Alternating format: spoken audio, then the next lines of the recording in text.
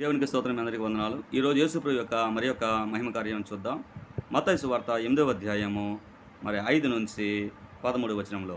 ఇక్కడ యేసుప్రభు వారు కొండ ప్రసంగం అయిపోయిన తర్వాత తిన్నంగా ఆయన పెరిగిన కపెర్నహూము అనే పట్టణంలోనికి వచ్చారు. అక్కడ రాగానే అక్కడ ఒక శతాధిపతి ఆయన యొద్దకు వచ్చి, ప్రభువా, నా దాసుడు పక్షవాయువుతో మిగులు బాధపడుచున్నాడు అని చెప్పి, ఇంటిలో పడి ఉన్నాడని చెప్పి ఆయనను వేడుకొనగా, యేసు వచ్చి వాడిని స్వస్థపరచునని అతనితో చెప్పగా, ఆ శతాధిపతి, ప్రభువా, నీవు నా ఇంట్లోనికి వచ్చుటకు నేను పాత్రుడను కాను. నీవు మాట మాత్రము సెలవిమ్ము, అప్పుడు నా దాసుడు స్వస్థపరచబడను. నేను కూడా అధికారమునకు లోబడిన వాడను. నా చేతి క్రింద సైనికులున్నారు. నేను ఒకని పొమ్మంటే పోవును, ఒకని రమ్మంటే వచ్చును. నా దాసును ఈ పని చేయమంటే చేయను అని ఉత్తరమిచ్చాను.